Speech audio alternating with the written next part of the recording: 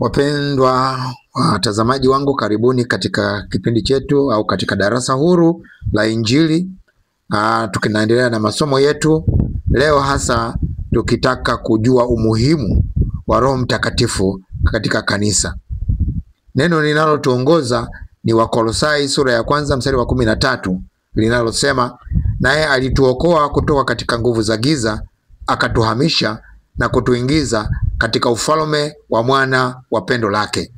Mstari huu una maana kubwa sana, kuonyesha kazi kubwa ambayo Bwana Yesu ameifanya ya kututoa katika ufalme wa giza na kutuingiza katika ufalme wake, kuonesha kwamba Ukristo ni mabadiliko. Bila mabadiliko Ukristo haujatosha. Na leo tunataka tujifunze, huku tulikohamia katika ufalme wa mwana wa pendo lake, tulimpokea Roho Mtakatifu. Tuone umuhimu wa Roho Mtakatifu huku tulikohamia. Na kama nilivyosoma kwamba katika ufalme wa mwana wa pendo lake tulipoingia huku, kipindi kilichopita nilieleza kwamba kunafanyika installation. Yesu akikuhamisha akakuingiza kwenye ufalme wake, kuna mafaili yanayodelete katika moyo wako na kuna mafaili yanayoinstall. Na faili mojawapo analoinstall Bwana Yesu kwenye moyo wako ni Roho Mtakatifu. Tunasoma hivi katika Matendo ya Mitume sura ya 1 mstari wa 8. Neno la Mungu linasema, lakini mtapokea nguvu akiisha kuwajilia juu yenu Roho Mtakatifu, nanyi mtakuwa mashahidi katika Yerusalemu na katika Uyahudi yote na Samaria hata mwisho wa nchi, kwamba nanyi mtapokea nguvu akiisha kuwajilia juu yenu Roho Mtakatifu. Mtu yeyote anayehamia katika ufalme wa mwana wa pendo lake kwa kumwamini Yesu Kristo anapewa Roho Mtakatifu, anapokea installation ya Roho Mtakatifu. Na Roho Mtakatifu ni muhimu sana katika kanisa. Roho Mtakatifu ndio kiungo cha msingi na muhimu sana katika kanisa. Kwa kifupi tunaweza ukasema Roho Mtakatifu sio chaguo la ziada, bali ni kiini cha kila kitu katika kanisa. Katika kanisa Roho Mtakatifu ukimtoa, sio kanisa tena, inakuwa dini. Dini ni mpango wa mwanadamu, anajiwekea tu mpango wa kumtafuta Mungu. Lakini wokovu kama mpango wa Mungu wa kumtafuta mwanadamu, Roho Mtakatifu ni lazima ahusike. Bila yeye, Roho Mtakatifu, kanisa limekuwa ni taasisi tu ya dini bila uhai wa kiroho. Bila Roho Mtakatifu, Roho Mtakatifu ndiye anayetia uhai wa kiroho ndani ya kanisa, likaonekana ni tofauti na taasisi nyingine. Kwa nini Roho Mtakatifu ni kila kitu katika kanisa? Tunaweza tukajiuliza hivi. Kwanza, Roho Mtakatifu ndio kila kitu katika kanisa kwa sababu Roho Mtakatifu ndiye mkurugenzi wa kanisa. Mkurugenzi wa kanisa ni Yesu, ni Roho Mtakatifu.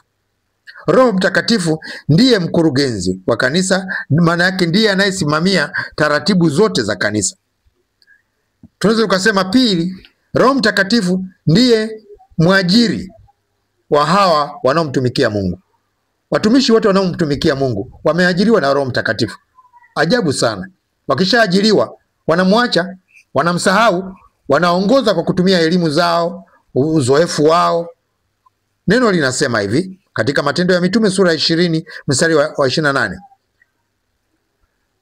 Neno la Mungu linasema, jitunzeni nafsi zenu na lile kunde lote nalo ambalo Roho Mtakatifu amewaweka ninyi kuwa waangalizi ndani yake, mpate kulilisha kanisa lake Mungu alilolinunua kwa damu yake mwenyewe. Kanisa ni mali ya Mungu. Kanisa sio hata kama we ni askofu, kanisa sio la kwako. Kanisa lina mwenyewe. Mwenyewe ni Mungu na msimamizi ni Roho Mtakatifu. Msimamizi ni Roho Mtakatifu. Kwenye uongozi wako wa kuongoza kanisa, ukimwacha Roho Mtakatifu, hiyo ni taasisi tu, sawa sana taasisi nyingine. Ili kanisa liwe kanisa, linamhitaji mkurugenzi anayeita Roho Mtakatifu, ambaye ndiye aliyewaajiri. Lakini pili, Roho Mtakatifu hupeleka kanisa sura ya kiroho hupelekea sura ya kiroho ya kanisa. Tunasoma hivyo katika Timotheo wa pili sura ya 3 mstari wa 5. Asema, wenye mfano wa utauwa, lakini wakikana nguvu zake, hao nao ujiepushe nao. Ukiwa huna Roho Mtakatifu, unakuwa na sura ya utauwa, unakuwa na sura ya utakatifu, lakini nguvu za Mungu unazikana. Mara ngapi katika uongozi wako unamkataa Roho Mtakatifu? Hadharani kabisa. Unakataa kunena kwa lugha, unakataa kuongozwa na Roho Mtakatifu, unakataa. Una sura ya utauwa, lakini unakana nguvu za Mungu. Maandiko yanasema hiyo ni hatari. Roho Mtakatifu ndiye mwenyewe, ndiye mkurugenzi. Tukimtoa hiyo ni hatari tu. Roho Mtakatifu, jambo la tatu, Roho Mtakatifu ni uhai wa kanisa. Uhai wa kanisa ni Roho Mtakatifu. Yohana 6:63 neno la Mungu linasema, Roho ndiye atiaye uzima, mwili haufai kitu. Maneno haya niliyowaambia ni roho, tena ni uzima. Roho ndiye anayetia uzima. Uzima wa kanisa ni uwepo wa Roho Mtakatifu katika kanisa hilo. Roho Mtakatifu ndiye ahuishaye mwili, lakini haufai kitu. Jambo la 4, Roho Mtakatifu hutoa nguvu za kushuhudia, kama tulivyosoma katika Matendo ya Mitume 1:8 kwamba ukishampata Roho Mtakatifu unapata nguvu ya kushuhudia. Leo hii Wakristo na kanisa halina nguvu kabisa ya kushuhudia watu, kuwaeleza watu habari njema. Nyumba kwa nyumba haipo kushuhudia. Hata mtu unaweza ukakaa kwenye basi moja na mtu ambaye hamjui Yesu, wala nguvu ya kushuhudia imekufa, kwa sababu watu wamemweka Roho Mtakatifu pembeni. Na hii ni hatari. Tuna hatari kuendesha kanisa kama taasisi. Jambo la 5, Roho Mtakatifu ndiye mwanzilishi wa kanisa. Roho Mtakatifu ndiye mwanzilishi, ameanzisha yeye. Ukisoma Matendo ya Mitume sura ya 2 mstari wa 4, wote wakajazwa Roho Mtakatifu, wakaanza kusema kwa lugha mpya, kwa lugha nyingine, kama Roho alivyowagawia. Sasa tunaona hapa katika mstari huu kwamba Roho Mtakatifu yeye ndiye mwanzilishi.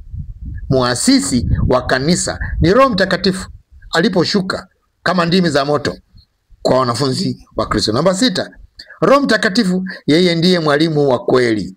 Kumbuka katika Yohana sura 14 mstari wa 26, Yesu alisema, lakini huyo msaidizi, huyo Roho Mtakatifu ambaye Baba atampeleka kwa jina langu, atawafundisha yote na kuwakumbusha yote niliyowaambia. Roho Mtakatifu yeye ni mwalimu na kawekwa pale kwa ajili ya kutufundisha na kutukumbusha. Maana yake huwezi ukajikumbusha ukafundishwa nje ya Roho Mtakatifu. Roho Mtakatifu ndiye mwalimu. Ukimweka pembeni Roho Mtakatifu, kwa kweli umeumia. Jambo la 7, yeye Roho Mtakatifu hutoa karama mbalimbali au vipawa. Vipawa leo vimenafifia kwa sababu Roho Mtakatifu hana nafasi tena. Tunasoma hivyo katika Wakorinto wa kwanza sura ya 12 mstari wa 4. Kwa hiyo tunamhitaji Roho Mtakatifu kwa ajili ya vipawa. 8, Roho Mtakatifu yeye huleta muunganiko wa upendo katika mwili wa Kristo. Ukija kuona upendo unapoa, jua Roho Mtakatifu hana nafasi. Na watu sasa hivi wanachukiana, dhehebu na dhehebu, dini na dini. Hakuna ule umoja, hakuna ule upendo wa kweli. Huyu anakubali, huyu anakataa hiki. Hakuna kuungana mkono kama tunavyoona hata katika dini nyingine kuna nafuu, kwa sababu hii kabuli. Roho Mtakatifu namba 9, yeye hujenga tabia ya Kristo ndani ya waamini wote kwa kuweka matunda yake ndani. Tunafahamu katika Waebrania sura ya 5 mstari wa 22 tunaona kuna matunda 9 ya Roho Mtakatifu. Akiingia ndani yako atakupa matunda ya Roho Mtakatifu. Upendo likiwa mojawapo, furaha, amani, uvumilivu, utu wema na kiasi. Kiasi ni mipaka. Hili nafanya, hili sifanyi. Ona sasa hivi watu breki za kujizuia kufanya uovu hazipo. Hata watu katika ulokole kanisani sasa hizi wanahalalisha dhambi. Wana vifungu vya kuhalalisha dhambi. Kwamba sijui nani, lakini dhambi ni dhambi tu. 10, Roho Mtakatifu huongoza huduma mbalimbali zinaongozwa na Roho Mtakatifu. Bila yeye hakuna uhai wa kiroho. Bila yeye hakuna uhai wa kiroho. 12, yeye huleta ufunuo na maelekezo ya Mungu kwa wakati huu. Roho Mtakatifu yeye ndiye anayetupa ufunuo. Ndio maana sasa hivi ukisoma katika Wagalatia kuna injili ya ufunuo. Sasa hivi katika nyakati hizi tunatakiwa kuhubiri injili ya ufunuo. Wanaohubiri injili za vitabu ni shida. Kipindi kinachofuata tutaendelea. Tutajifunza sasa kama kanisa limemwacha Roho Mtakatifu baada ya kuhamishwa huku, kuna mbadala gani? Kanisa limejipatia mbadala wa Roho Mtakatifu, na hii ni hatari sana. Ni hatari sana. Kanisa bila Roho Mtakatifu, nikazie kusema, ni bure, ni hatari, linapoteza muda bure.